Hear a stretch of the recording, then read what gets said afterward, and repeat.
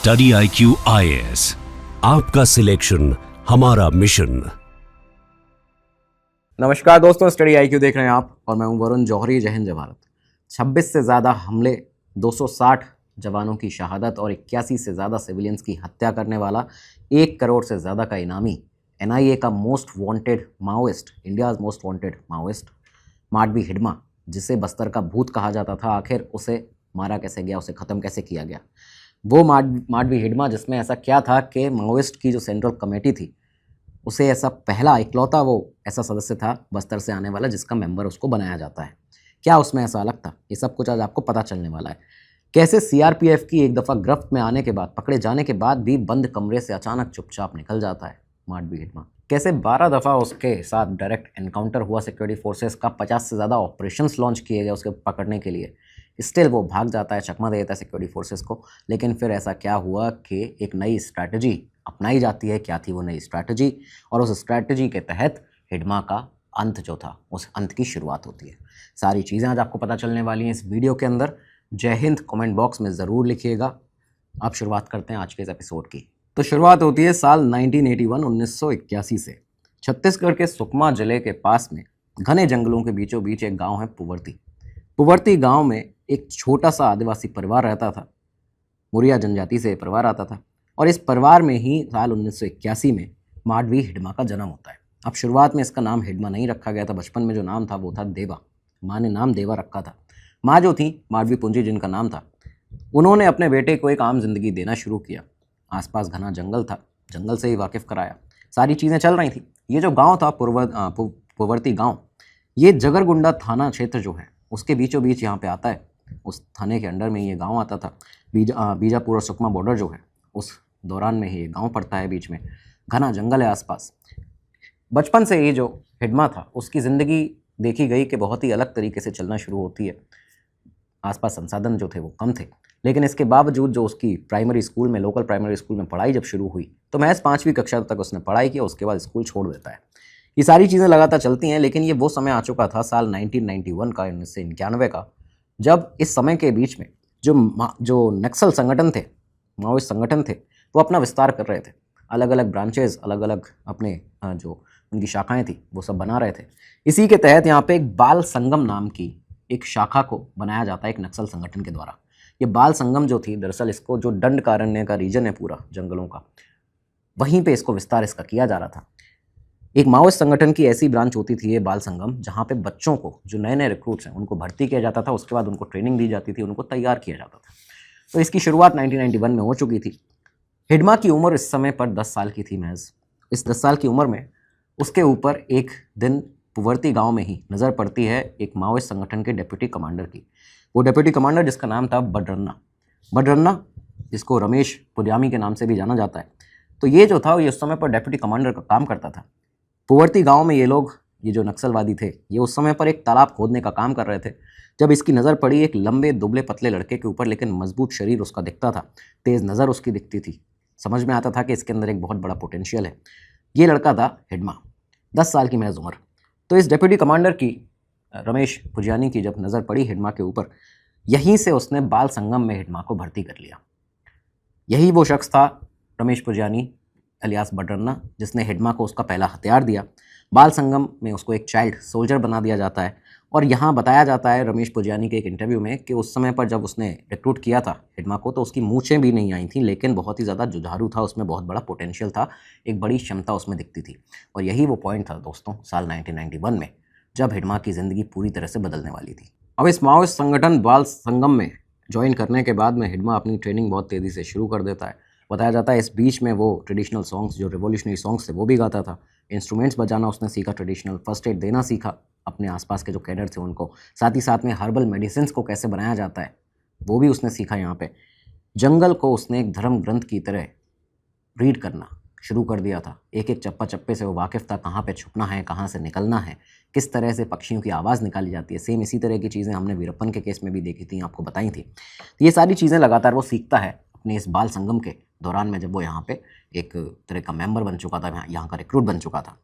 ये भी बताया जाता है कि इसी दौरान में हिडमा को फिलीपींस भी भेजा गया, क्योंकि वहाँ पे उसको गोरिल्ला वॉरफेयर की ट्रेनिंग दी गई। हालांकि ये जो है ऑफिशियल सूत्रों से ये जो फैक्ट है इसको कंफर्म नहीं किया गया है, लेकिन काफ़ी सारे जो सिक्योरिटी फोर्सेस के ऑफिसर्स हैं वो भी ये कहते हैं कि उसकी ट्रेनिंग और उसकी टैक्टिक्स इस तरह की होती थी, उसके ऑपरेशंस इस तरह के होते थे, प्लानिंग ऐसी थी कि ये सामने आता है। सिक्योरिटी फोर्सेस भी ये मानती हैं कि कहीं ना कहीं किसी जगह से उसने बहुत ही एडवांस ट्रेनिंग ली थी, ऐसी ट्रेनिंग ली थी जो कि आमतौर पर बाकी कैडर को नहीं मिलती है।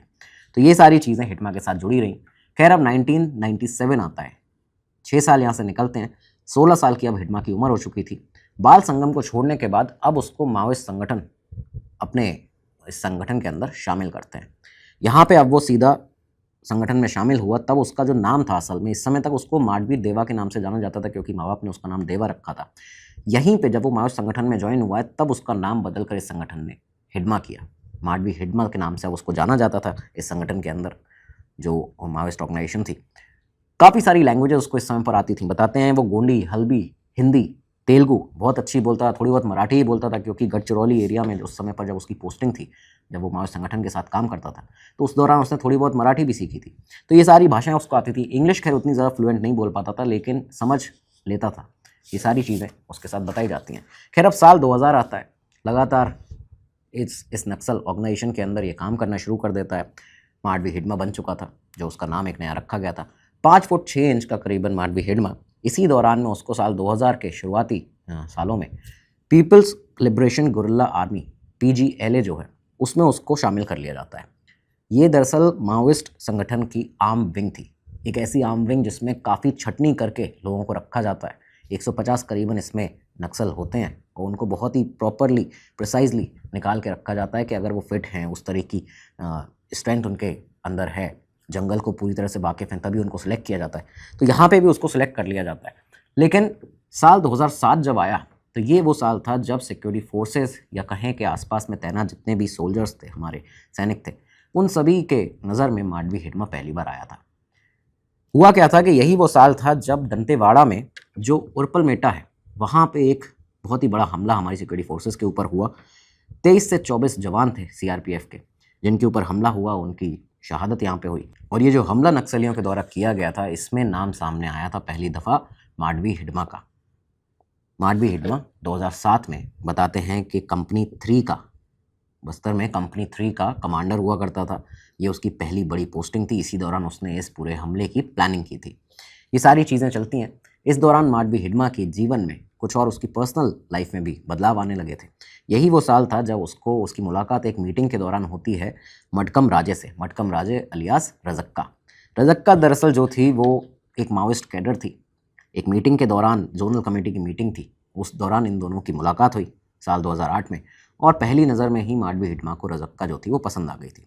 उसने उसे प्रपोज भी किया, उसके लिए अपना प्रपोजल भी रखा, लेकिन उसने, क्योंकि जो संगठन था उसके स्ट्रिक्ट रेगुलेशंस थे, तो इस वजह से रजक्का इसका प्रपोजल जो था वो मना कर देती है, उसको रिजेक्ट कर देती है। खैर 2 साल तक हिडमा जो था रजक्का के लिए से बातचीत करता रहा, उससे संपर्क करता रहा। 2 साल यहाँ से निकल जाते हैं। 2009 आता है और ये 2009 जो था वो हिडमा के लिए एक बहुत बड़ा साल बना, क्योंकि यहाँ पे लगातार जो वो काम कर रहा था, लगातार जो हमले कर रहा था, अपने संगठन को किस तरह से लीड करता जा रहा था, यहाँ पे उसको बटालियन 1 का डेप्यूटी कमांडर बनाया गया। और सेम यही साल था जब डेप्यूटी कमांडर से उसको बटालियन 1 का हेड बना दिया गया था। ये जो राइज़ हुआ था हिडमा का, ये एक बहुत ही असाधारण राइज़ था। 20 से 25 साल की उम्र के बीच का एक नक्सल, एक लड़का जो कि बढ़ते बढ़ते बटालियन 1 का, PLGA की बटालियन 1 का हेड बन चुका है। इस PLGA की बटालियन 1 को आपको समझना बहुत ज़रूरी है, क्योंकि यहाँ पे ये CPI माओइस्ट जो हैं उनकी सबसे खतरनाक स्ट्राइक यूनिट इसको माना जाता है, कहा जाता है, ये बताया जाता है कि 150 से ज़्यादा केयरफुली चुने गए जो आर्म्ड कैडर होते हैं उनसे इस पूरी बटालियन को बनाया गया है। और ये बटालियन जो है सुकमा, बीजापुर, दंतेवाड़ा में जो डेंस फॉरेस्ट हैं, घने जंगल हैं पूरे दत्तारण्य रीजन के, उसको पूरा लीड करती है। बटालियन 1 के पास सोफिस्टिकेटेड जो वेपन्स हैं, वो असला बारूद हथियार हैं, वो सब रहते हैं। AK-47, इंसास राइफल, मोर्टार, यहाँ पे इनके पास अंडर बैरल ग्रेनेड लॉन्चर्स, ये सारी चीज़ें मुहैया कराई जाती हैं, इनके पास में रहती हैं। लोकली असेंबल्ड जो राइफल्स हैं, पिस्टल्स हैं, वेपन हैं, वो भी इनके पास में रहते हैं। और इसी पूरी बटालियन 1 का हेड बन चुका था अब माडवी हिडमा, खुद भी AK-47 अपने पास में रखता था। तो अब यहाँ से अगला साल आया 2010। अब तक 3 साल से रजक्का से लगातार संपर्क में था माडवी हिडमा, उसे पसंद करता था, शादी करना चाहता था। और ये जो साल आया, बटालियन 1 का हेड बन चुका था इस समय तक। इस बार रजक्का, जब उसकी बातचीत हुई, उसने एक बार फिर से प्रपोज किया तो वो मान जाती है। माओवादी संगठन में ये सब बातें बताई गई कि दोनों शादी करना चाहते हैं। दोनों की शादी की जो खबर थी वो तेलंगाना तक, आंध्र प्रदेश के माओवादी जो थे उन तक भी फैली। वो लोग भी इस शादी में शामिल हुए, वहाँ पे आए। ये जो शादी थी, दरअसल इसके पहले सीनियर कैडर के अंदर, माओवादी संगठन में ये एक स्ट्रिक्ट रूल है कि सीनियर कैडर को, जो भी सीनियर कैडर शादी करेगा तो उनको शादी से पहले नसबंदी करानी पड़ेगी। तो इस प्रोसेस से माडवी हिडमा भी गुजरा, उसकी नसबंदी हुई और इसके बाद फाइनली संगठन के अंदर ही बिना किसी ज़्यादा शोर शराबे के ये शादी जो थी हिडमा की रज़ाकार से करा दी जाती है। शादी हुई, तेलंगाना आंध्र प्रदेश से माओवादिस्ट भी आए थे इस शादी के अंदर। रज़क्का जो थी वो हिडमा के साथ हर एक ऑपरेशन में शामिल रहती थी, खुद भी काले कपड़े पहनकर बंदूक लगाए साथ में, हमेशा उस ऑपरेशन में उसके साथ में रहती थी। लेकिन शादी के बाद ये देखा गया कि हिडमा और ज़्यादा खूंखार हुआ। किस तरह से खूंखार हुआ कि यही वो साल था 2010 का जब 6 अप्रैल को हमारे सीआरपीएफ के जवानों की 62nd जो बटालियन है, गोल्फ कंपनी, वो दंतेवाड़ा के जंगलों में एरिया डोमिनेशन एक्सरसाइज जो थी वो यहाँ पे उसको प्लान कर रहे थे। इस एक्सरसाइज के लिए हमारे जवान जो थे, करीबन 70 से 80 जवान यहाँ पे तैनात थे, मौजूद थे। 6 अप्रैल 2010 को सुबह 5:55 पर हुआ क्या कि हमारे जवान जो थे वो इस रीजन के अंदर चिंतल नार और टडमेलता गांव है, इन दोनों गांवों के बीच में तैनात थे, मौजूद थे। वहाँ पे उनकी एरिया डोमिनेशन एक्सरसाइज चल रही थी। लेकिन इसी बीच में माडवी हिडमा का एक जो प्लान था वो सामने आया कि उसने इस बीच में इन दोनों गाँव के बीच की जो सड़क थी उन पर लैंडमाइन बिछा दिए, आईईडी एक्सप्लोसिव बिछा दिए गए थे, लैंडमाइंस बिछा दी गई थी। बीच में एक सड़क के पास एक पुलिया थी, उस पुलिया को विस्फोट कर दिया गया था, ब्लास्ट कर दिया गया था, जिससे कि अगर कभी जवान आते हैं तो इसी सड़क से उनको गुजरना पड़े, वो पुलिया का यूज़ ही ना कर पाएँ। तो नक्सलवादियों ने उस पुलिया को ब्लास्ट कर दिया, ख़त्म कर दिया। जवानों की जब गाड़ी आई, 62nd बटालियन सीआरपीएफ के 70 से 80 जवान उस गाड़ी में मौजूद थे। उन जवानों की जब गाड़ी आई तो आईईडी का ब्लास्ट होता है, लैंडमाइन के ऊपर जैसे गाड़ी आती है वो ब्लास्ट हुआ। हर जगह धुआं धुआं था, चारों तरफ से फायरिंग होना शुरू होती है क्योंकि नक्सलवादियों ने पहले ही यहाँ पे हमारे जवानों को घेर रखा था। माडवी हिडमा के पूरे एग्जीक्यूशन में प्लानिंग जो थी वो की गई थी। इस हमले के रिप्लाई में हमारे जवानों ने मुंहतोड़ जवाब दिया। इन नक्सलियों को, 8 बड़े नक्सलियों को मार भी दिया गया।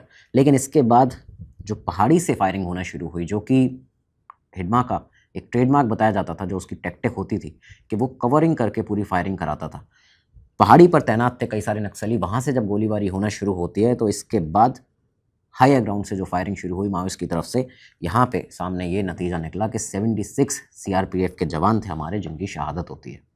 ये अब तक का सबसे बड़ा माओवादिस्ट संगठन के द्वारा किया गया एक अटैक था, एक सिंगल अटैक जो सबसे पहला किया गया। हमले की प्लानिंग और एग्जीक्यूशन जब इन्वेस्टिगेशन हुई तो हिडमा का नाम सामने आया। हिडमा को इसके बाद में कंपनी कमांडर से, बटालियन 1 के कंपनी कमांडर से अब नेशनल मैप में उसको ले लिया गया था। एक तरह से बताया जाए कि जो सेंट्रल कमेटी है नक्सलियों की, माओवादिस्ट की, वहाँ पे उसका नाम चर्चा में आने लगा था और एक बहुत बड़ा नाम वो अपने इस संगठन में नक्सलियों के बीच में बन चुका था। अब 2010 में टडमेलता में हुए इस हमले ने, माडवी हिडमा ने जिसकी प्लानिंग की थी, सीआरपीएफ जवानों के ऊपर जो हमला हुआ, इसने हिडमा को फेमस कर दिया था माओवादी संगठनों, जो माओवादिस्ट हैं उनके बीच में। लेकिन इसके बाद एक और हमला 3 साल के बाद वो करता है और इस हमले ने, जिसको झिरम वैली अटैक के नाम से जाना जाता है, इसने हिडमा को सबसे बड़ा नक्सली बना दिया था। हुआ क्या कि 25 मई 2013 उस दिन की बात है, झिरम वैली के अंदर दरअसल छत्तीसगढ़ कांग्रेस जो थी इस समय पर अपनी परिवर्तन यात्रा जो थी उसकी रैली करने वाली थी। ये परिवर्तन यात्रा की रैली जो थी, इसमें कई सारे सीनियर लीडर्स थे कांग्रेस के। जो कॉन्वॉय था सुकमा से केशनूर के लिए जाने वाला था, केशलूर गाँव की तरफ जा रहा था। पूरा कॉन्वॉय जब निकलता है इस रैली का, 25 करीबन गाड़ियाँ थी, लगभग 200 से ज़्यादा कांग्रेस के वर्कर्स और लीडर्स थे, बड़े बड़े लीडर्स। जैसे ही ये कॉन्वॉय इनका पहुंचता है झिरम घाटी की तरफ, अचानक से वहाँ पे जंगलों से निकलते हैं 250 से ज़्यादा माओवादी। ये माओवादी यहाँ से निकले, घात लगाए पहले से बैठे हुए थे, पूरी प्लानिंग जो थी वो हिडमा ने कर रखी थी।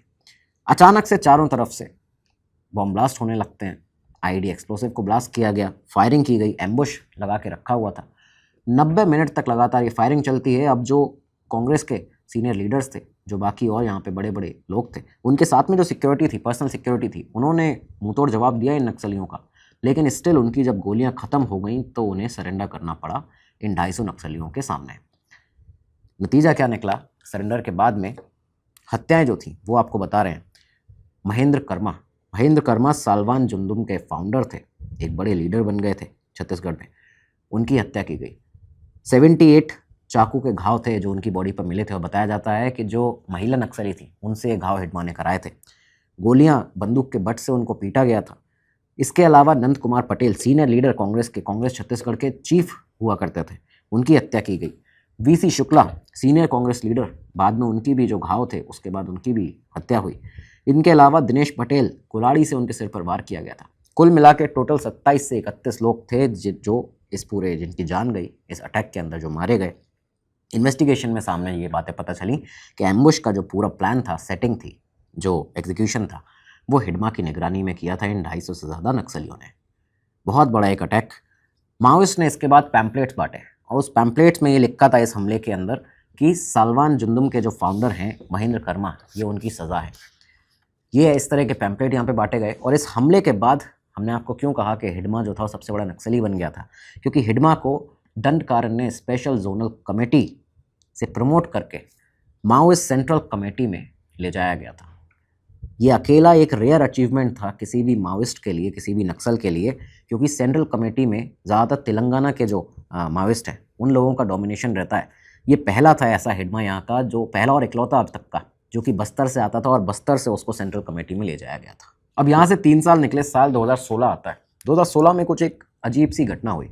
हुआ क्या कि सीआरपीएफ दंतेवाड़ा के किश्तराम मार्केट में अपनी सिक्योरिटी चेकिंग कर रही थी और सिक्योरिटी चेकिंग के दौरान 7 लोगों को गिरफ्तार किया जाता है, डिटेन किया जाता है। ये शक था कि ये नक्सल हैं, नक्सलवादी हो सकते हैं। उनको अपने सिक्योरिटी कैंप में ले गए, वहाँ पे जाके इंटरोगेशन की, पूछताछ भी की। लेकिन इसके बाद उनमें से एक गायब हो जाता है, चला जाता है। उसको छोड़ इसलिए दिया था क्योंकि पता नहीं चला कि ये है कौन। लेकिन इन्हीं में से एक जो माओइस्ट था, जो कि निकला नक्सलवादी, उसने बाद में जो अपनी इंटरोगेशन में कबूला वो ये था कि जो चला गया है वही हिडमा था। वो हिडमा जो कि इंडियाज़ मोस्ट वांटेड था, एनआईए की मोस्ट वांटेड लिस्ट में था, वो हाथ में आया, लेकिन फिर भी उसको पहचानने में गलती हो गई और वो यहाँ से हाथ से निकल जाता है। एक बहुत बड़ा सिक्योरिटी लैप्स था, ये सिक्योरिटी फोर्सेस की तरफ से बड़ी चूक थी। खैर, यहाँ से इसके बाद अगले ही साल से हिडमा ने अपने जो हमले थे उनको और ज़्यादा तेज़ कर दिया। अगर आप देखें तो back to back deadly attack उसने किए हैं 2017 से ही। पहला अटैक देखिए तो बेजी में जो अटैक हुआ 10 से 12 मार्च 2017 में, यहाँ पे बेजी पुलिस स्टेशन के पास में सीआरपीएफ के जवान जो थे, 12 जवान थे जिनकी शहादत हुई है। हुआ क्या कि सीआरपीएफ की 219th बटालियन जो है, रोड ओपनिंग ड्यूटी थी उस पर अपनी तैनात थे। माओवादियों ने आईईडी का ब्लास्ट किया। आईईडी का ब्लास्ट जो हुआ उसके बाद फायरिंग शुरू हुई, वही हिडमा की पुरानी टैक्टिक। यहाँ पे 10 से 12 जो हमारे सीआरपीएफ के जवान थे उनकी शहादत होती है। इसके बाद ब्रुकपल में अटैक हुआ 24 अप्रैल 2017 को। ये जो अटैक था ये झिरम रोड के पास में ही किया गया था। इसी दौरान में सुकमा के अंदर बुरकपाल के इलाके में जो सीआरपीएफ की 74th बटालियन थी वो यहाँ तैनात थी। और क्यों तैनात थी? क्योंकि जो कंस्ट्रक्शन कर रहे थे लोग, उनको सेफ्टी देने के लिए बटालियन यहाँ तैनात थी। इस दौरान में 300 माओइस्ट अचानक से अटैक कर देते हैं। 99 हमारे जवान जो थे उनकी टीम पर हमला होता है और इस पूरे हमले में वही से यहाँ पे हिडमा का वही क्लासिक टैक्टिक जो थी उसको अपनाया गया था। पहले जंगल में दूर तक फैल जाना, उसके बाद में बीच में इन लोगों को, जवानों को खुली जगह पर खींच के लाना और उसके बाद में चारों तरफ से घेर कर अटैक करना जिससे कि कोई भी बच ना पाए। 20 सेकंड के अंदर ये जो पूरा अटैक हुआ, नतीजा ये निकला कि 25 सीआरपीएफ के जवानों की यहाँ भी शहादत हुई। 3 माओइस्ट भी थे जो मारे गए थे यहाँ पे। 2010 के बाद इसको सबसे बड़ा अटैक बताया गया था। 2010 के उस अटैक के बाद में जो हमने आपको इस वीडियो में बताया था। इस अटैक के बाद होम मिनिस्टर राजनाथ सिंह जो थे वो सुकमा पहुंचे थे। सुकमा का उन्होंने दौरा भी किया था। पीएम मोदी जी ने भी ये कहा था कि शहीदों की जो शहादत है, कुर्बानी है, वो व्यर्थ नहीं जाएगी।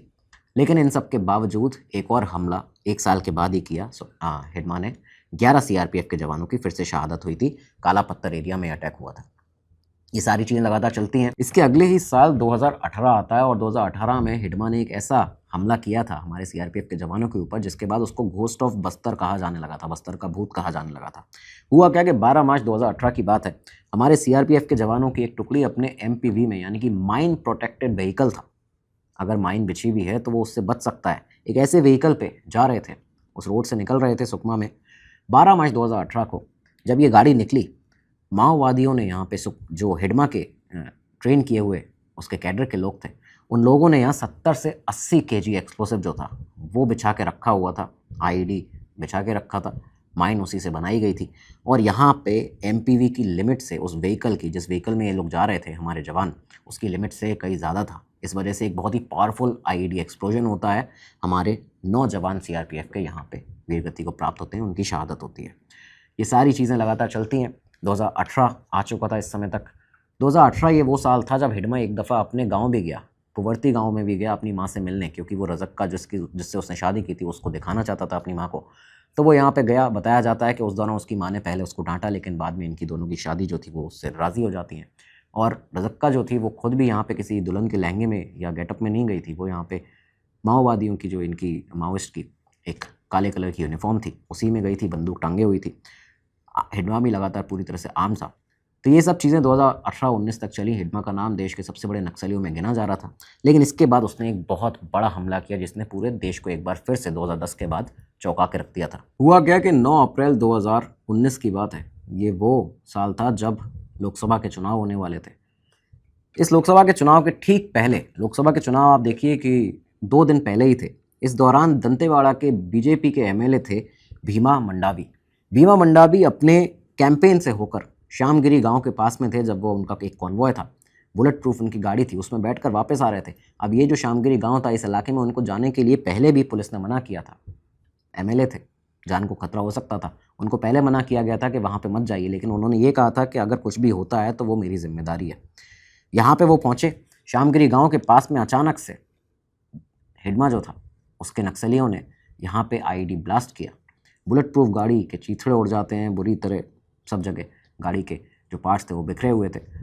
4 पुलिस वाले जो पीएसओ थे उनके समेत जो एमएलए थे भीमा मंडावी, उनकी यहाँ पे जान जाती है, मौत होती है। और इसके बाद में एक बहुत बड़ा जो सर्च ऑपरेशन था वो हिडमा के लिए शुरू हो जाता है, क्योंकि एजेंसीज़ के सामने हमेशा नाम आता था कि जो भी ऑपरेशन हो रहा है हमेशा हिडमा है उसके पीछे, उसकी प्लानिंग में ये सब कुछ चल रहा है। एनआईए ने अपनी यहाँ पे इस केस में चार्जशीट जो थी उसमें भी हिडमा का नाम डाला था। अब ये सारी चीज़ें शुरू हुई, इसके बाद भी हिडमा रुका नहीं। उसने लगातार मार्च 2020 में भी हमला किया। 17 हमारे सीआरपीएफ के जो पर्सनल्स थे उनकी यहाँ पे भी शहादत हुई थी। ये सब चीज़ें लगातार चल रही थी, लेकिन इसके बाद सिक्योरिटी फोर्सेस को फाइनली एक इन्फॉर्मेशन मिली। एक इन्फॉर्मेशन मिलती है 3 अप्रैल 2021 को, जिसके तहत एक बहुत बड़ा ऑपरेशन लॉन्च किया जाता है। पता ये चला कि सुकमा बीजापुर बॉर्डर के पास में जहाँ गांव है हिडमा का, पुवर्ती गांव, उसी थाना क्षेत्र में यहाँ पे इस बार हिडमा मौजूद है, उसको देखा गया है। जब ये इन्फॉर्मेशन मिली तो 2000 से ज़्यादा सिक्योरिटी पर्सनल, जिसमें सीआरपीएफ के जवान थे, डीआरजी, कोबरा के जवान थे, ये सभी एक ऑपरेशन लॉन्च करते हैं। इस ऑपरेशन के तहत यहाँ पे जैसे हिडमा के पास पहुँचा जाता, लेकिन इसके पहले ही हिडमा के जो गांव वाले कुछ ऐसे लोग थे, ज़्यादातर गांव वाले उसके लिए सामने खड़े हो जाते थे, उसके लिए सोर्सेस का काम करते थे। उसके उन विलेज सिंपैथाइजर्स ने पहले ही उसको ये इन्फॉर्मेशन दे रखी थी कि यहाँ पे सीआरपीएफ के कोबरा के जवानों को देखा गया है और हो सकता है कि तुम्हारे ऊपर एनकाउंटर होगा, तुम्हारे ऊपर पकड़ होगी, दबिश होगी। इसकी वजह से हिडमा, आप ये देखिए कि वो कितना खतरनाक था। वो भागा नहीं, गायब नहीं हुआ, उसने उल्टा हमारे जवानों के लिए एक ट्रैप बिछाया। बताते हैं करीबन 350 से 400 के करीबन हिडमा के जो नक्सली थे उन्होंने इस पूरे इलाके में ट्रैप बिछाया जहाँ पे सीआरपीएफ के जवान आने वाले थे उसको पकड़ने के लिए, और उनसे पहले ही यहाँ पे उनके ऊपर फायरिंग शुरू कर दी जाती है। सीआरपीएफ के जवानों पर जो फायरिंग की गई, नतीजा ये निकला कि 22 हमारे जवान थे जिनकी शहादत हुई, 30 से ज़्यादा इंजर्ड हुए, घायल हुए। खैर इसमें माओइस्ट भी जो थे, जो नक्सली थे, उनके भी 20 लोग मरे थे, 20 माओइस्ट को मारा गया। एक सीआरपीएफ जवान थे रामकेश्वर नाम के, जिनको माओइस्ट ने कैप्चर भी कर लिया था, तो बाद में उन्हें छुड़ाया भी गया। ये सारी चीज़ें चली, लेकिन हिडमा एक बार फिर से यहाँ से गायब हो चुका था। इस बार भी हाथ नहीं आया प्रॉपर ऑपरेशन लॉन्च करने के बाद भी। और ऐसे सिर्फ एक ऑपरेशन नहीं, 50 से ज़्यादा ऑपरेशन लॉन्च किए गए हिडमा को पकड़ने के लिए। 12 बार उसका सिक्योरिटी फोर्सेस के साथ एनकाउंटर हुआ, डायरेक्ट एनकाउंटर, फिर भी हर बार चकमा दे के निकल जाता था। इसीलिए उसको बस्तर का भूत कहते थे। इसके कई सारे रीजंस थे जो सिक्योरिटी फोर्सेस बताती हैं कि क्यों उसको पकड़ पाना एकदम इम्पॉसिबल हो चुका था, क्योंकि वो जंगल का मास्टरमाइंड था। उसको चप्पे चप्पे से वो वाकिफ़ था। सुकमा बीजापुर का जो फॉरेस्ट बेल्ट था वो हर जगह जानता था, हर पहाड़ वो उंगलियों पर अपने गिन लेता था कि कहाँ पे कौन से पहाड़ हैं, कहाँ पे जाना है, कहाँ छुपना है, कहाँ से रास्ता निकलता है दूसरी जगह का, सब कुछ उसको मालूम था। दूसरी चीज़ ये थी कि हिडमा के पास हमेशा वो एक चलता फिरता मूविंग फोर्ट्रेस था। आप ये मान लीजिए कि उसके पास 4 से 5 लेयर की सिक्योरिटी नक्सलियों की जो थी वो उसके साथ रहती थी। तो उस लेयर्ड सिक्योरिटी के साथ में, उस आर्म कैडर के साथ में हमेशा घूमता था, सुरक्षा के घेरे में रहता था, इसलिए उसको पिन पॉइंट करके प्रिसाइजली शूट करना या मारना मुश्किल था। तीसरी चीज़ थी कि गांव वाले उसके बहुत बड़े सिंपैथाइज़र थे, अर्ली वार्निंग सिस्टम की तरह उसके लिए काम करते थे। कभी अगर पुलिस आने वाली है तो उसको जानकारी दे देंगे, या फिर सीआरपीएफ के जवानों को ही गलत सूचना दे देंगे, उनको रास्ता भटकवा देंगे। तो ये सारी चीज़ें लगातार जो गाँव वाले थे वो सब यहाँ पे कर रहे थे। और इसके अलावा उसके कई ऐसे टैक्टिक्स थे जिनकी वजह से वो हर बार बच जाता था। मान लीजिए अगर कहीं सीआरपीएफ की चेकिंग भी चल रही है तो उसका कहना था, अपने जिनको वो ट्रेन करता था अपने नक्सलियों को, उनसे उसने कह रखा था कि अगर कभी भी ऐसा खतरा दिखे सीधा हथियार फेंको, कपड़े बदलो और तुरंत ब्लेंड हो जाओ, घुल मिल जाओ गाँव वालों के अंदर। अपने हथियार दूर फेंक दो, कपड़े चेंज कर लो, ऊपर जो भी पहने हो वो उतार दो और उसके बाद में घुल मिल जाओ गाँव वालों के अंदर। एक ऑर्डिनरी ट्राइबल यूथ के तरह तुम दिखोगे, उसके बाद तुम यहाँ से बच के निकल सकते हो। इस तरह की ये जो टैक्टिक्स थी वो यूज़ करता था। दूसरी चीज़ उसके बारे में बताई जाती है कि टेक्नोलॉजी का बहुत ज़्यादा यूज़ उसने करना शुरू कर दिया था अपने पूरे कैडर के अंदर। जिस पूरे ऑर्गेनाइजेशन का वो हेड था इस माओवादी संगठन का, हर एम्बुश को फिल्म करता था। फिल्म करने के बाद, कैमरे से रिकॉर्ड करने के बाद, ये जो क्लिप्स थी वो अपने जिनको ट्रेनिंग देनी थी अलग अलग बटालियंस में, बटालियन 1 के अंदर खासतौर पर ये रिकॉर्डिंग्स दिखाई जाती थी, जिससे कि मिलिट्री अकेडमी की तरह वो अपना पूरा बटालियन 1 को चला रहा था। नए रिक्रूट्स को ट्रेनिंग दी जाती थी, ये वीडियो दिखा के किस तरह से कहाँ पे कौन सा शूटर जो था वो तैनात था, किसने कहाँ छुप के गोली चलाई है, क्या गलती रही है, हर एक चीज़ यहाँ पे प्रिसाइजली उसको नोट डाउन करता था और फिर अपने कैडर को सिखाता था। तो एक पूरी मिलिट्री अकेडमी की तरह वो यहाँ पे एक्सरसाइज जो थी उसको एवेल्यूएट करता था। एक बहुत ही खतरनाक नक्सली, देश का सबसे बड़ा नक्सली। 2016 से 21 के बीच में हिडमा ने 12 बार सिक्योरिटी फोर्सेस को चकमा दिया डायरेक्ट एनकाउंटर में। तो आप सोच सकते हैं कि क्या उसका एक तरीके का वो स्ट्रेंथ उसकी एक थी, यहाँ पे टैक्टिक्स थी खतरनाक। 2017 से 24 के बीच में बताया जाता है सिक्योरिटी फोर्सेस ने ये रियलाइज़ कर लिया था कि हिडमा को इस तरह से नहीं पकड़ा जा सकता है, और इसके बाद फाइनली एक नया तरीका निकाला गया, और यही वो नया तरीका था जिसने हिडमा के अंत को लिखना शुरू कर दिया। अब तक क्या था कि जंगल के बाहर कैंप बनाए जाते थे। सिक्योरिटी फोर्सेस को ये लगा 2017 के बाद, और गवर्नमेंट ने भी अपनी स्ट्रैटेजी बदली कि हाईवे के पास जो हम कैंप्स लगाते हैं, अब हम यहाँ कैंप ना लगा के जंगल के अंदर बीचों बीच सिक्योरिटी बेसेस जो हैं वो बनाएंगे। 2024 तक आप ये देखिए, 17 से 24 के बीच में बीजापुर और सुकमा के बीच में, जंगलों के बीचों बीच घने जंगल में हमारे सीआरपीएफ के कोबरा बटालियन के 25 से ज़्यादा बेसेस बना दिए गए थे। और इससे सबसे बड़ी चीज़ क्या हुई थी कि एक तो ये हिडमा का कोर एरिया था, यहाँ पे उसका मूवमेंट रहता था। मेन चीज़ ये हुई कि जो कैंप थे उन्होंने गांव वाले और हिडमा के बीच में, जो बटालियन 1 के बीच में हिडमा की एक कनेक्शन था, उसको ब्रेक कर दिया था। अब गांव वालों का तक जो डायरेक्ट सूचना थी गांव वालों की हिडमा तक वो नहीं पहुंच सकती थी, क्योंकि वो ही उसको हमेशा बचा रहे थे। तो ये जो सपोर्ट लाइन थी हिडमा की, वो यहाँ से कट कर दी गई थी। एक बहुत ही सही स्ट्रैटेजी जो कि अपनाई गई। जनवरी 2024 में आप ये देखिए कि 3 बार सिक्योरिटी फोर्सेस का बटालियन 1 के साथ हिडमा की डायरेक्ट क्लैश हुआ है। 3 जवानों की शहादत हुई, लेकिन यहाँ पे हर बार ये देखा गया कि जब जो माओइस्ट थे, जो बटालियन 1 के हिडमा के नक्सली थे, उनको पीछे हटना पड़ता था हमेशा, और यहीं से हिडमा के अंत की शुरुआत हो चुकी थी। तो 2024 में बदली इस टैक्टिक से हमारी फोर्सेस हिडमा के बहुत करीब पहुंच चुकी थी। अगला साल आता है 2025, 21 अप्रैल की बात है। भारत का सबसे बड़ा एंटी नक्सल ऑपरेशन जो था उसकी शुरुआत होती है। ऑपरेशन ब्लैक फॉरेस्ट को शुरू किया गया। इस ऑपरेशन में यहाँ पे हमारी जो एजेंसीज थी, इनको इंटेल मिलती है, इन्फॉर्मेशन मिलती है जब ये ऑपरेशन शुरू किया गया, कि हिडमा समेत कई सारे टॉप माओइस्ट लीडर्स जो हैं वो कारगट्टा की पहाड़ियों में मौजूद हैं, छत्तीसगढ़ तेलंगाना बॉर्डर पर। हमने एक एपिसोड भी डिटेल में आपके लिए इसके ऊपर किया हुआ है, जहाँ पे एक बहुत बड़े नक्सली को मारा गया था। तो यहाँ पे कारगट्टा की पहाड़ियों में वो मौजूद है, हिडमा भी यहाँ पे है। तो इसकी जब इन्फॉर्मेशन मिली तो 25,000 से ज़्यादा जो हमारे कमांडोज थे, सिक्योरिटी पर्सनल्स थे, उनको डिप्लॉय किया गया। सीआरपीएफ, डीआरजी, कोबरा, एसटीएफ से इन्होंने ऑपरेशन लॉन्च किए। इंडियन एयरफोर्स ने भी सपोर्ट किया, हेलीकॉप्टर से रेकी की, ड्रोन्स का भी सपोर्ट यहाँ पे लिया गया था। डिटेल में आपको बताया गया है उस पूरे एपिसोड के अंदर। 21 दिन तक ये ऑपरेशन चला था, और इस ऑपरेशन में टॉप जो माओइस्ट लीडर थे उनको मार दिया गया था हमारे जवानों के द्वारा। और जवानों ने क्या शानदार काम करके दिखाया था। रस्सियों से पहाड़ियों पर चढ़ना, लगातार कई दिनों तक इसी पोजीशन में रहना, हिडन एक्सप्लोसिव्स को मात देना, क्योंकि कई सारे माइंस बिछा के रखी थी, आईडी एक्सप्लोसिव बिछा के रखे थे। शानदार काम हमारे जवानों ने करके दिखाया, और 31 माओइस्ट लीडर्स को, टॉप माओइस्ट को यहाँ पे मारा था हमारे जवानों ने। सीनियर कमांडर्स को मारा था।